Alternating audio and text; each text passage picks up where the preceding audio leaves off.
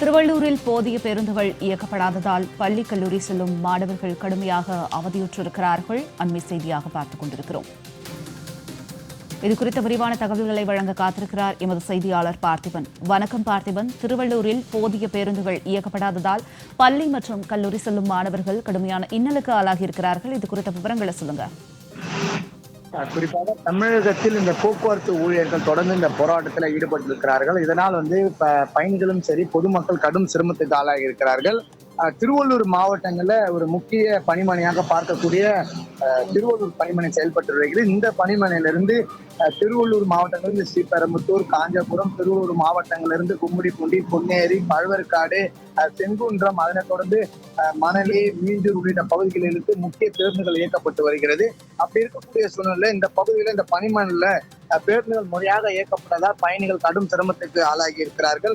போக்குவரத்து தொழிலாளர்கள் இந்த போராட்டம் காரணமாக திருவள்ளூர் பணிமனையில இருந்து அரசு ஓட்டுநர்கள் இல்லாமல் ஓய்வு பெற்ற மற்றும் தனியார் பேருந்து ஓட்டுநர்கள் கொண்டு வந்து பேருந்தை இயக்கக்கூடிய அவலநிலை என்பது ஏற்பட்டிருக்கிறது. 50% பேருந்துகள் மட்டுமே தற்போது இயக்கப்பட்டு வருகிறது.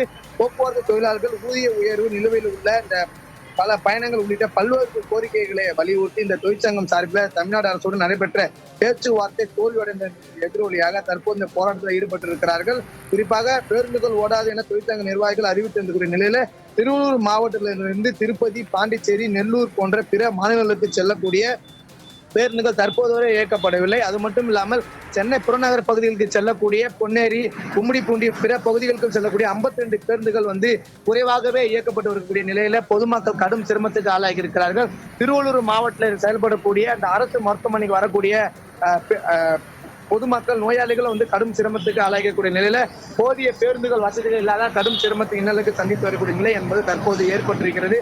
குறிப்பாக தொழிற்சங்கங்கள் சேர்ந்த ஓட்டுநர்கள் பெரும்பாலானோர் இந்த அரசுக்கு ஏற்ப கோரிக்கைகள் நிறைவேற்றாத நிலையில இந்த போக்குவரத்து பணியில் ஈடுபட்டிருக்கிறார்கள். காலை 7 மணி நிலவரப்படியே தற்போது வரை கிட்டத்தட்ட 50% பேருந்துகள் மட்டுமே இயக்கப்பட்டு வருகிறது. குறிப்பாக வெளியூருக்கு செல்லக்கூடிய பேருந்துகளும் இங்க நிறுத்தி வைக்கப்படும் நிலையில கடும் சிரமத்துக்கு சந்தித்து வருகிறார்கள் பொதுமக்கள்.